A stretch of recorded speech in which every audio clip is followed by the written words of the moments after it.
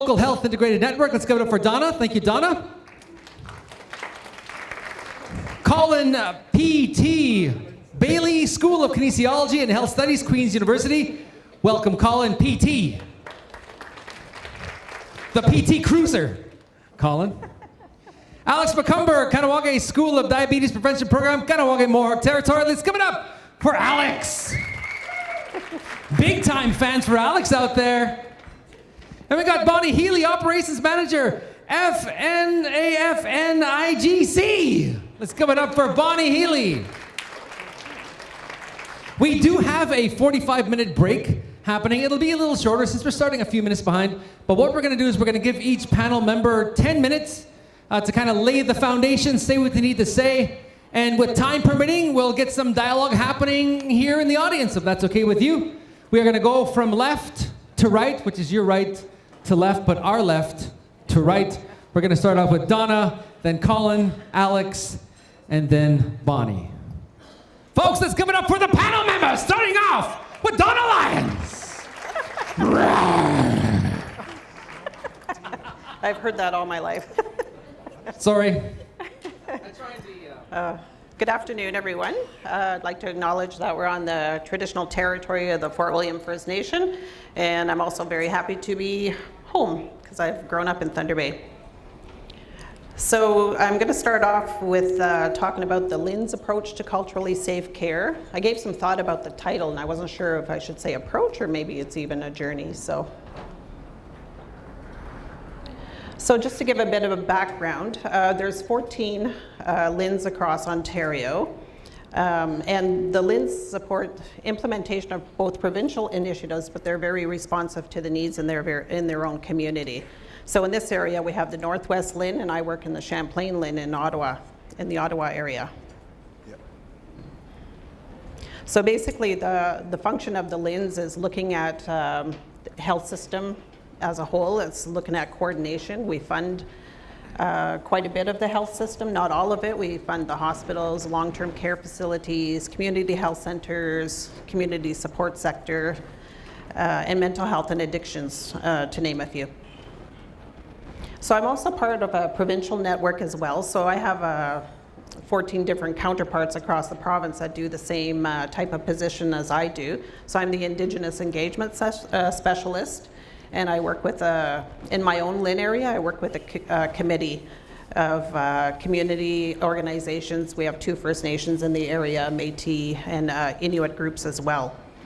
But provincially, we come together as a network, and we have a community of practice, so we share information, find out what each other are doing, because each LIN area is very different and very unique. So we don't all do the same thing.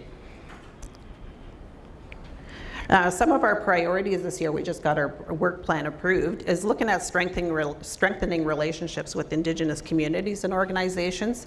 So there's a lot of things going on in the Ontario health system right now. We've got the Patients First initiative going on, so that's a big transformation of our health system.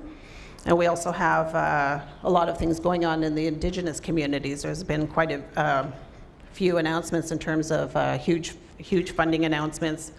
The First Nations Ontario Health Plan, Action Plan, as well as the Truth and Reconciliation. We just got a recent apology from Premier Wynne. Primary care, all the LINs are going through the sub-region planning process, so there's going to be smaller hubs within each LIN area, so we want to make sure that Indigenous people are engaged throughout the province in that process. Cultural safety, that's what my presentation is on today, which is why it's highlighted in blue. And population health, so we're looking at health equity as well to see what we can do collectively as LINs for the Indigenous population. So what I'm here to talk about today is the SANIAS online Indigenous Cultural Safety Training. So this was developed in British Columbia by the Provincial Health Services Authority, and it's been adapted for Ontario. So it's offered Ontario-wide and administered through Southern Ontario Aboriginal Health Access Centre, so it's SOHAC. So they took the lead on this for the province. And the reason they did that was that they were doing a lot of face-to-face cultural training within their area, which is London. And they found that it wasn't working fast enough. people were still being harmed within the healthcare system, and they wanted to, so they started looking at different options, and they came across this online training. And then since that time, it's grown. So we now have a small Ontario team that supports organizational and system level coordination and planning. So that consists of a provincial manager. We just hired a registrar and a practice lead. So that practice lead works with organizations. So in terms of cultural safety training, it's not just the individual that needs to be trained, the organization. There's a system level change that has to happen in the organizations as well. So we're trying to support that more broadly. So why this training? This isn't the only training available, but what SOHAC in particular found, like especially in the face-to-face training, well, nobody really addresses the elephant in the room. So that elephant is stereotyping, racism, both at the individual healthcare level as well as systemic.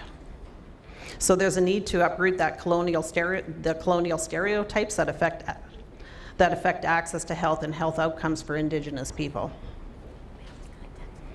So what we find, there's a lot of the pathologizing of the culture. So I think we've all heard the stereotypes. We're all alcoholics, we're all late, too many family members, all that type of thing. And one of the comments there, it sounds kind of silly, but that's, happened.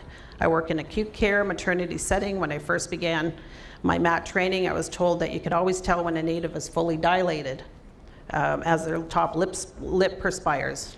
So they're looking more at the top lip rather than the patient as a whole.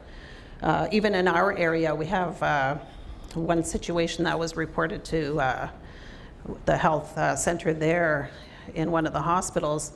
The nurse was telling the doctor, well, we have a Honda here. So they call us Hondas. That means hyper intensive, obese, Native, diabetic, and addicted. So it just makes my blood boil when I think about that situation. We're also treated like we're not fully human, so we're dehumanized a lot in the healthcare system. We're not deserving of care, we're inferior. All of those same stereotypes, we need to be saved. And the quote, I had a senior obstetrics resident tell me, the best thing for Canada would be if Native people stopped reproducing. How often do we hear that? There's also a denial of colonization and racism, and we hear that a lot too. Residential schools are closed, treaties are being negotiated, Harper apologized, the Truth and Reconciliation.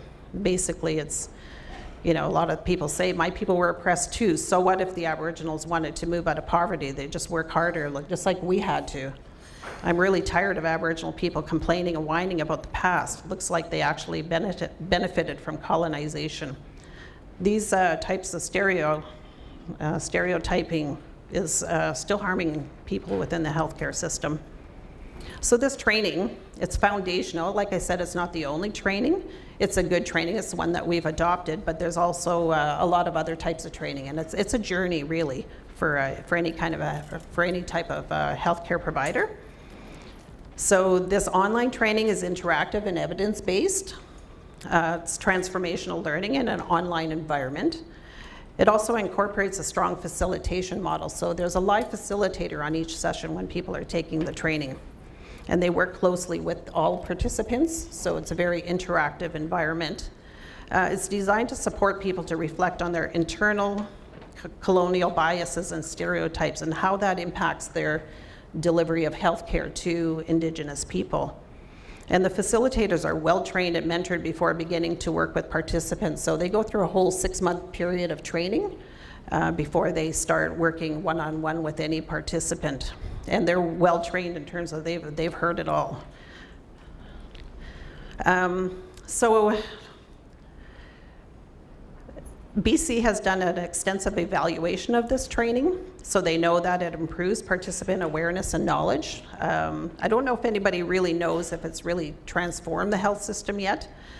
Not enough studies done, but we're starting to look at that. And then we're looking at They're looking at developing some organizational change templates. It's at the evaluation stage right now. So also supporting the organizations that deliver healthcare services along their journey as well. And we'll be involved within Ontario in the development of those templates and evaluation. So as I mentioned earlier, all the LHINs are different across the province, and they're at various stages of rolling this training out. So there's been about 4,000 service providers that have taken the training. So that's a really small drop in the bucket. Like even within our LHIN area, my own, we hire 21,000 healthcare providers. So we're just starting on this journey. We got a long way to go yet. But it allows some LHINs to look at targeting specific health service providers, we call them HSPs, or specific service types or sectors. So maybe the hospitals, maybe emergency, mental health and addictions, that type of thing. And focusing engagement with some HSPs. Sometimes you have to work with them a while before it gets through. Like the hospital system is a huge system across Ontario, so it's a big beast kind of thing. And we're working with early adopters, leaders, so some organizations are well beyond others, and looking at strategic planning in certain services. And then we're also targeting all the leadership and staff throughout the LHINs. So all the board members, all of the senior management that make decisions around Indigenous health, and all of the staff as well. So that's a big initiative, and we're looking at having that done by March 2018. So it's just a poster that some information on the ICS on the SOHAC website if you want to take a look. Our provincial coordinator is Diane Smiley, so she's the contact for Ontario. And then I just wanted to end off with a short video, and it's about 2 minutes, and then we'll go into the next one. Staff and board members to begin with. We are tasked with organizing healthcare services for all of the people who live in the Champlain region. How can we do that effectively if we don't understand what the healthcare needs are, what the history, what the culture is of First Nations, Inuit, and Métis people who live in this region?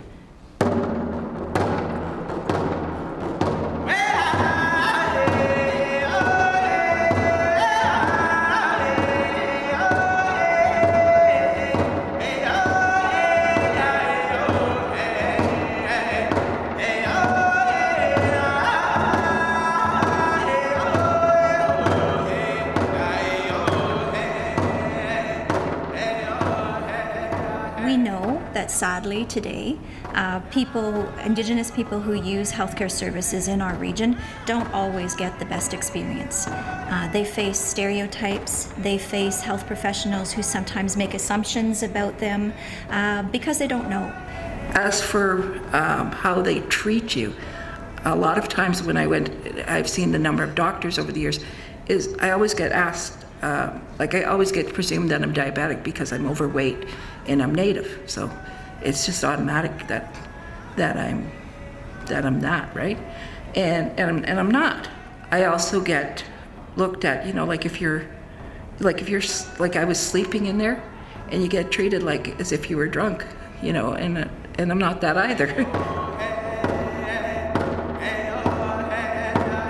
I think that the Indigenous cultural competency training will help to improve the continuum of care in which the Aboriginal people are actually utilizing.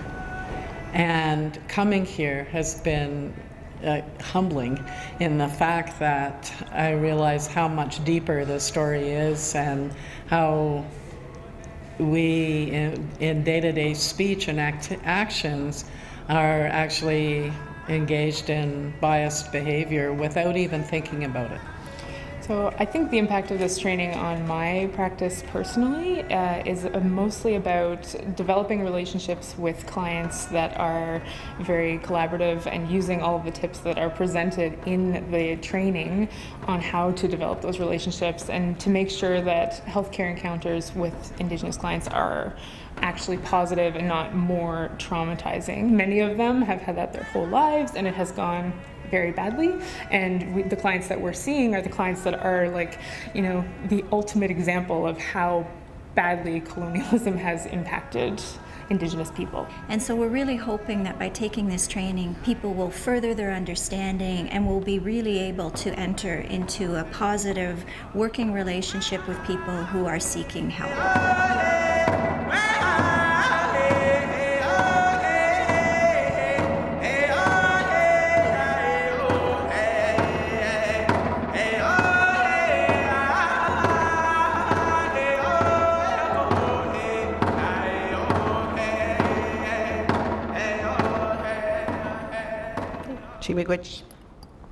Thank you, Donna. Colin, over to you.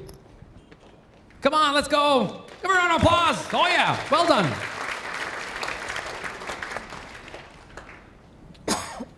So just before I begin, I want to acknowledge the traditional territories of the Anishinaabe peoples that we've been able to gather on for this meeting today. And before I present as well, I wanted to acknowledge an important teacher and mentor in my that to this very day is still strong within the community I just gave you a real brief snapshot of.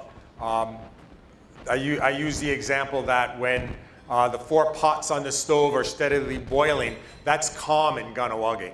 That's our nature, that things are always moving forward, always bubbling away. And it could very easily just spill over those pots and put out those fires and cause all kind of situations.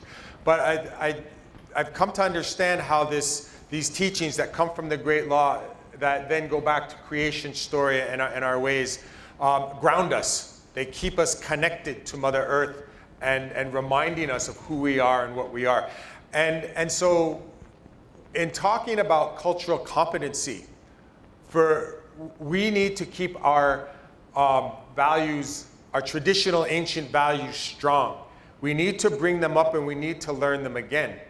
I'm a guy who grew up in Brooklyn, New York. My dad was a high steel worker. And for the first 21 years of my life, all I knew was that we used to go back home to Kahnawake in the summer and that we were Indians. And I visited my grandmother and aunts and uncles and cousins. And that was my knowledge about that. Moving back home in 1976, I received this entirely different new education about some of the things I just began to share with you, and realized that in contemporary Kahnawake, that there is these different worlds that exist together. The traditional world and these values that are in there. And I realized that, and came to understand that our parents taught us that, even though they didn't grow up within the Longhouse. And as I said, we grew up in a different country, but always went home. That in their regular way of doing things without putting names or labels to it, Skana, Gutniguridio, Gasastansara was at the base of all the things that we did. So when we carry this over into then the work that we do in health promotion, diabetes prevention, those things became evident. We started a diabetes prevention project in 1994 and hit the ground running, and we're doing this insane amount of lifestyle activities in the schools, with the community, with organizations. And when we looked back after 3-4 years and did that review and reflection, we saw how these values were present and that it enabled us to move things forward. That when we spoke about Radigusadadje, the faces yet to come, 7 generations, that we're in providing for those future generations, we were doing those original instructions.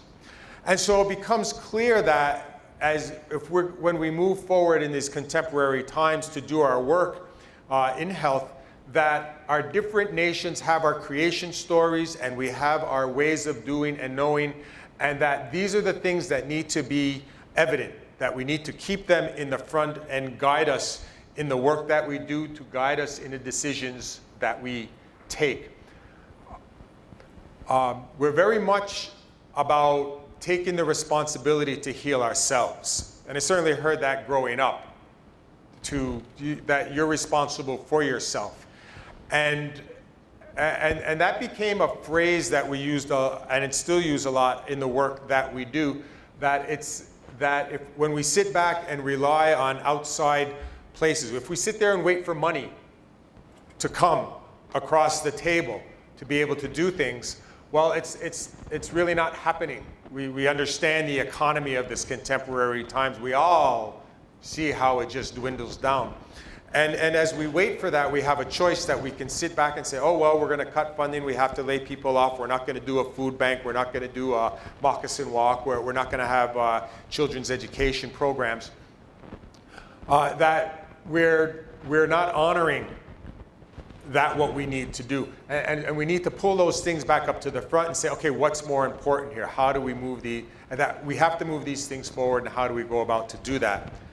And so we have to ground ourselves in understanding who we are, what we are, from where we come. If we have the language, to use the language. If we have ceremonies, to use our ceremonies. That we all have our traditional foods. Whether we get them from the ground, by planting, by gathering, whether we go to the waters, or whether we go out on the hunt to gain, we have access to those things, and in some cases we had access and we lost access, or the access that's there is not very healthy. And so our work goes out wider than just doing health promotion. We become environmentalists. We become warriors of wellness, which is a phrase that somebody had said back in the early 2000s at a conference. That's what we really are. We're warriors of wellness. And as warriors, we're responsible to take care of the people and take care of the future generations.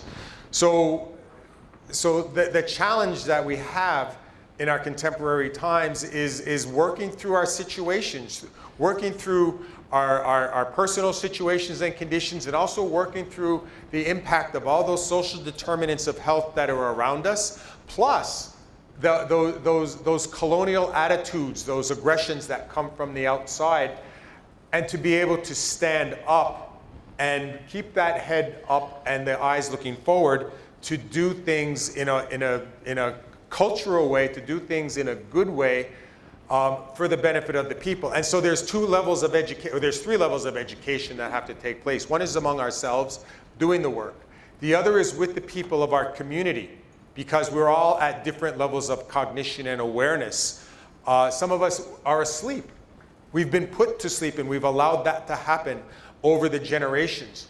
But there's an awakening, and we're in the midst of that. That awakening started in the 70s, and it's been gaining strength and momentum. And I've said it a few times to some of the old timers in the room. When I talked about the old timers, the folks that have been around since the early 90s doing diabetes prevention work, and we bump into each other every 5 or 10 years and compliment each other on how awesome we look and still are. Because we are, and we do look great because of the work that we're doing and that we're still dedicated to it. And I lost my train of thought on that one. This is what happens when you get old. The changes that we've seen from 1994 to 2000 to 2016 are phenomenal, and not just in the community work we do. I had the honor last week to be at a Canadian Academy of Health Sciences, a gathering of academics, the cream of academia. And among the people there are some of those researchers that were at the 1995 Diabetes Conference in Winnipeg, and at the International Conference in 1997.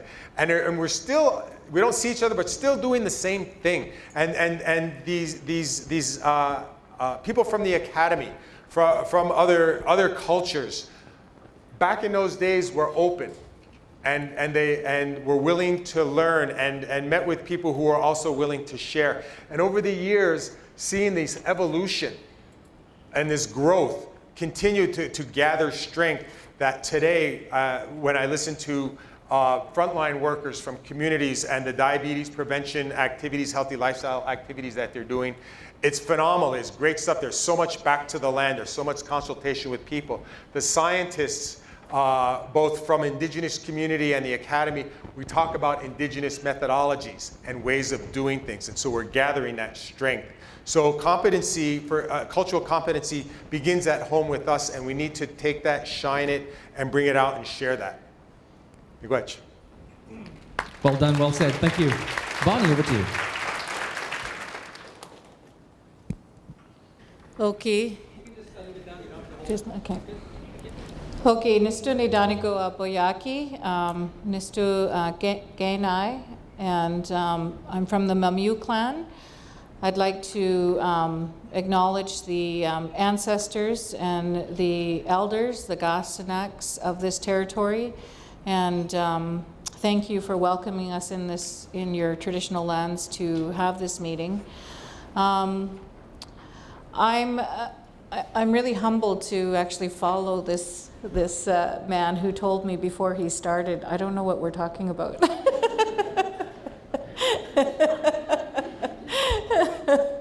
And I'm only going to share more of a personal experience and some of the work that we're doing in Alberta with our research center, the Alberta First Nations Information Governance Center, on how we're addressing this piece, but not so much in the formality of the Western approach or the Western definition of us as defining us as who we are as healthy and whole people. So a little bit of background of myself. I'm the great granddaughter of the head chief Red Crow who signed Treaty 7, and my maternal grandfather is his name is Morris Manyfingers, and he was the first Indigenous person to actually file a lawsuit against the Canadian government for one of the residential school staff assaulting his son. And he was awarded $10 for that court case. And his son is my grandfather. His name is Frank Manyfingers, and my grandfather was the founder of the Indian Rodeo Association, which is now of North America.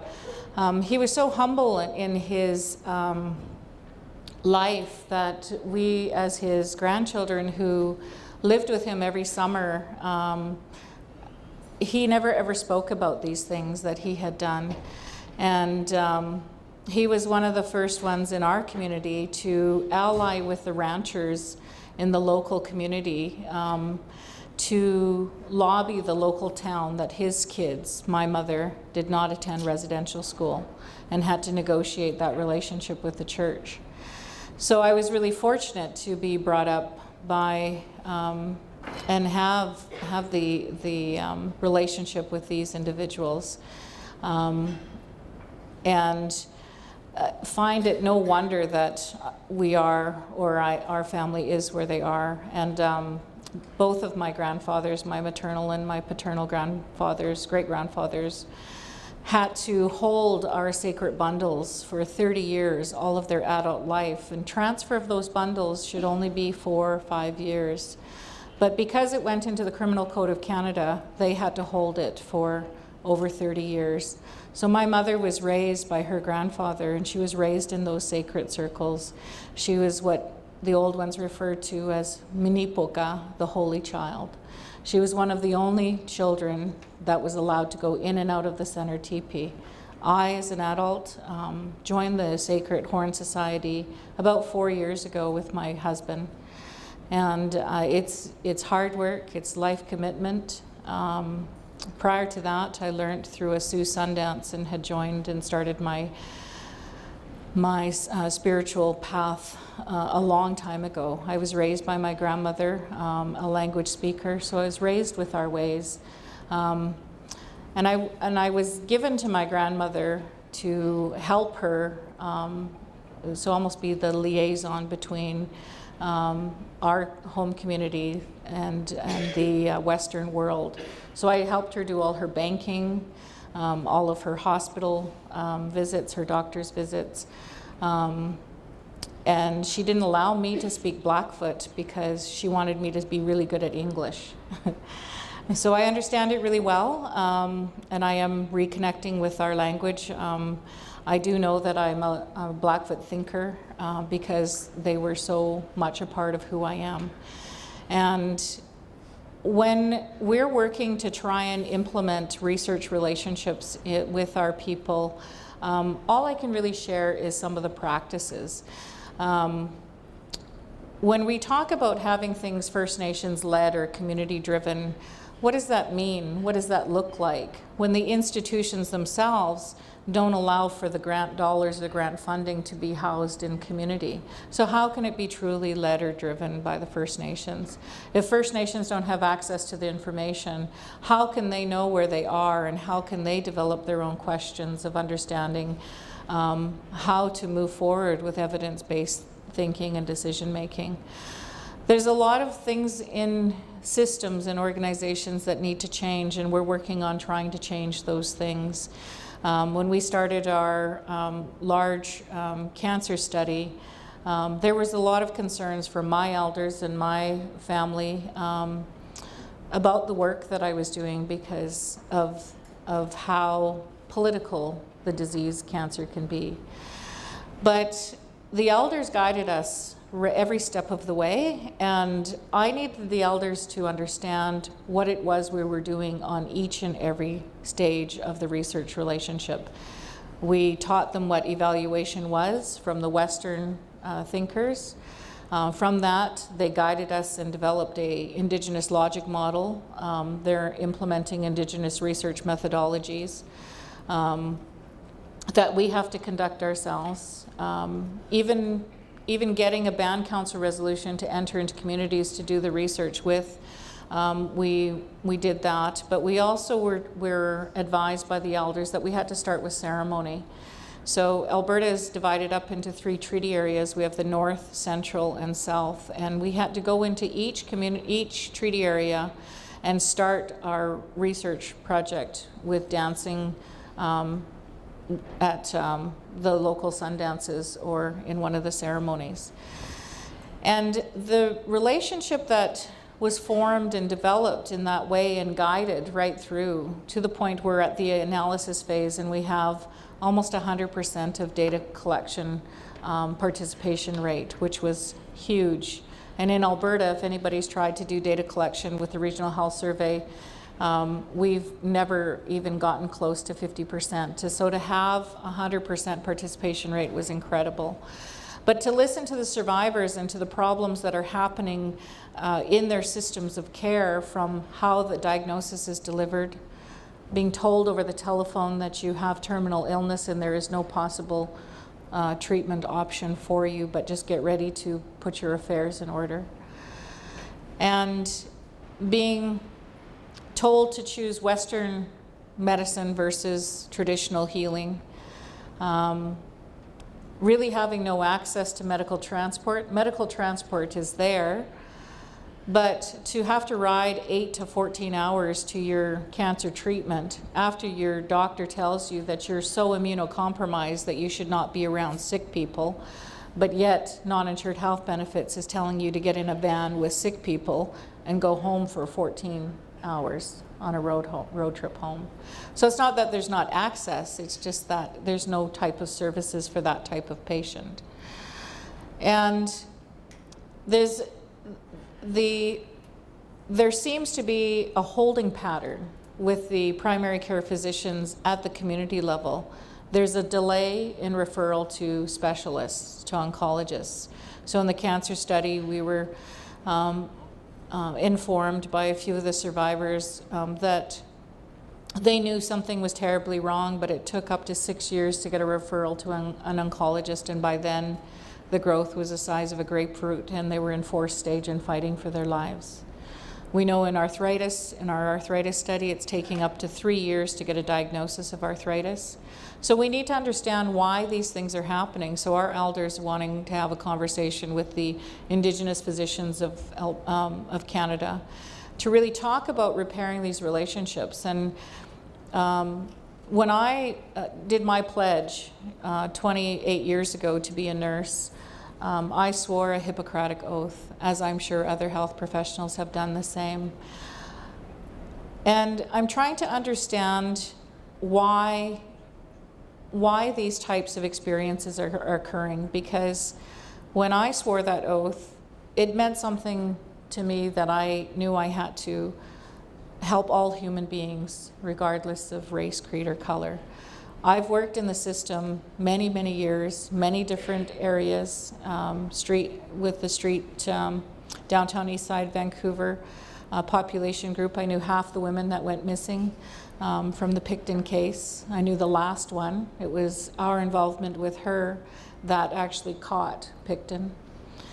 And I've worked in the ER and level 1 trauma centers.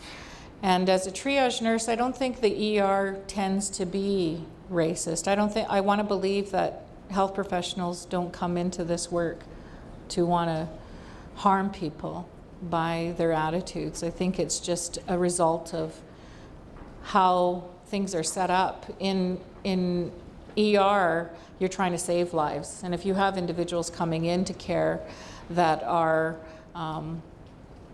not in a life-threatening condition, their priority goes way down on the list. I did see systems of practice that I did not agree with on how we didn't really do anything for people who came in with intoxication other than letting them sleep it off and hang what they call a banana bag, but no really other services. I myself, I think through the system, experienced my first experience with racism while I was in nursing school. We just got back from summer holidays, and a nursing professor, had said, "Settle down, boy, the natives are restless." And I didn't react to her comment, but 75 of my colleagues did. And they stood up and they told her, "Can you rephrase your statement? Because we have a First Nation student that we love, and we need you to change what you just did." So when you make allies and you build those relationships, things change. And when I did experience racial tendencies with physicians providing care to First Nations clients, I would use it as a teaching opportunity. I had one psychiatrist tell me, "Well, I'm not referring this individual to dual diagnosis or addictions because these people don't ever finish anything." And I said, "These people as in schizophrenics?" And I let him finish. He said, "No, Native people." And I turned around and I said, "Oh, well, how do you think I got through nursing?" But anyways, he always bought me birthday gifts after that. But you really choose how to teach these things. And I think that cultural competency is a good start. I'm not convinced it's the answer. I think there needs to be a lot of attention paid to diversity of nations and their traditional knowledge and where they come from. There's no way we can encapsulate it into one course and have you taught all of our gifts in that short little session. And I believe that when the relationship changes and it shifts, it's very hard to measure, but you know it happens. It takes a great deal of commitment and guidance and those relationships that you have and those connections to who you are as an Indigenous person, to be humbled to be able to facilitate those conversations with the help of the elders and the traditional knowledge holders. So I think there's a lot of work that needs to be done around cultural competency, a lot of quality assurance checks.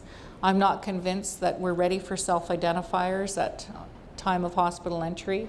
I know myself, when I applied for nursing school, I did not self-identify because I did not want to be treated differently.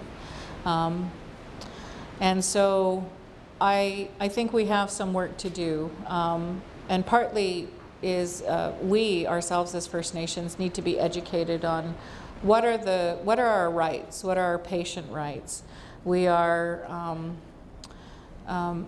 very well known for not complaining. So I think we need to know what those rights are. I know that Dr. Alika LaFontaine shared with us that physicians have 52 criteria that they need to follow in order to uphold their license annually. Nurses have very similar criteria. So we have a lot of work to do to really educate ourselves on our patient rights, on systems that need some map on who do you go to when relationships fail. So how do you navigate through those systems? They're very complex. Systems don't talk to each other. We have some work to do collectively, but I have a lot of hope that we're almost there. Thank you.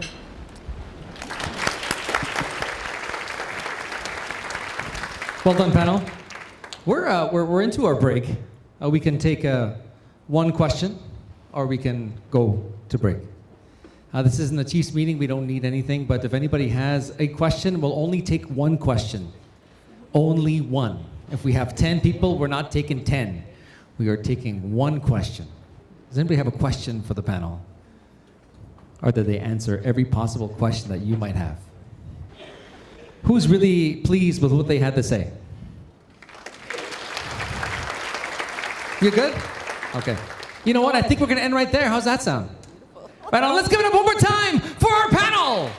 Cultural competency. Very, very, very competent panel. Right here. On behalf of everybody, our hosts, our sponsors, the whole gang, and our people back home, and people all over the world. Let's put it that way. We have gifts and tokens of appreciation for you. So once again, let's thank our panels one more time.